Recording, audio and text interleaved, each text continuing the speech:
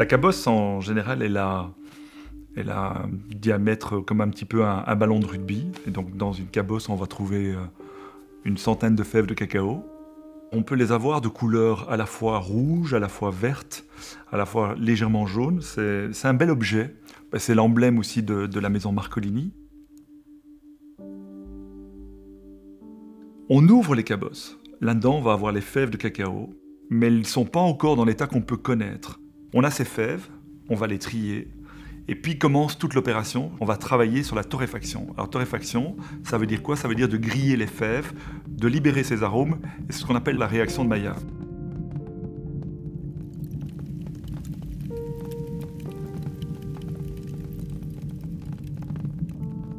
La plus grande difficulté ici, en tant que chocolatier, c'est aussi de faire comprendre que quand on a des fèves qui viennent d'un pays, qui ont une identité, c'est que pendant tout le parcours, tout le processus jusqu'à la tablette, on ait respecté le goût original de base.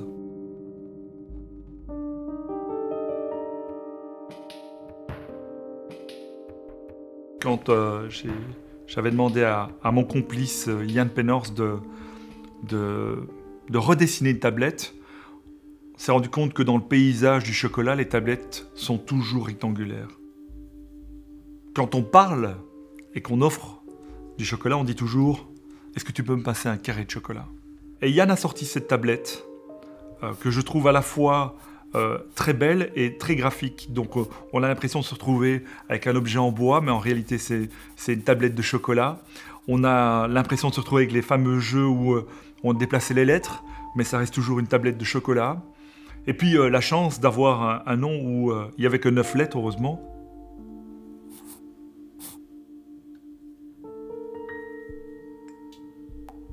Les grands crus de propriété, si j'ai eu cette idée, c'est à un moment donné en me posant la question si demain matin on m'offre une bouteille de vin, un vin français par exemple, en me disant vin français, ça me dirait absolument rien. Et je crois que dans le monde du chocolat, c'est exactement la même chose. L'idée que j'ai eue, c'est d'aller beaucoup plus loin que par rapport à ça. C'est de rencontrer à la fois des petites propriétés, des petites haciendas, en disant mais tiens, il y a tel type de fèves, il y a 3 tonnes. Eh bien, on joue le jeu. Si au bout de ces 3 tonnes, on n'a pas terminé l'année et qu'il faut attendre encore quelques mois pour l'année d'après pour une nouvelle récolte, pourquoi pas?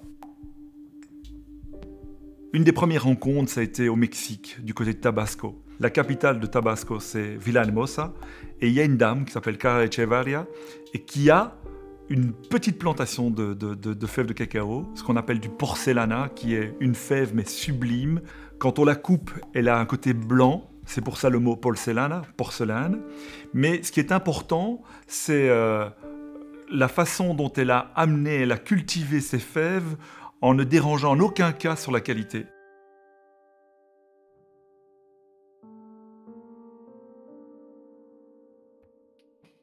Là, c'est le mélange à la fois de grands pays, exemple le Venezuela et le Ghana.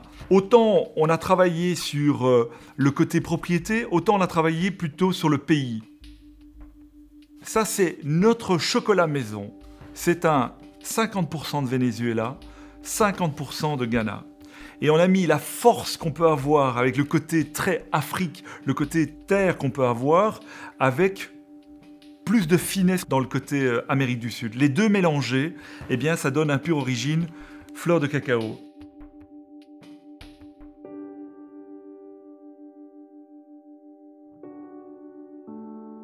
Là, c'est étonnant, on est parti sur le chocolat, avec toujours une très très belle origine, mais on a essayé d'y mettre des petites choses, alors des incrustés, parfois du praliné dedans, et il y a vraiment des choses étonnantes. À des moments précis, on se dit tiens, je mangerai bien un chocolat à midi, je mangerai bien un chocolat le soir ou le matin. Eh bien, c'est ce moment-là de plaisir, on a essayé de le ponctuer pendant toute la journée.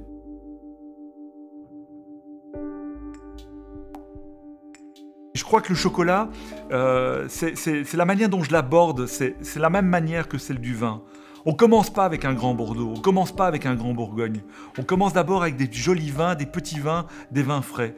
Et puis on a le palais qui s'éduque et on va un peu plus loin. Eh bien, le chocolat blanc, c'est plutôt une friandise.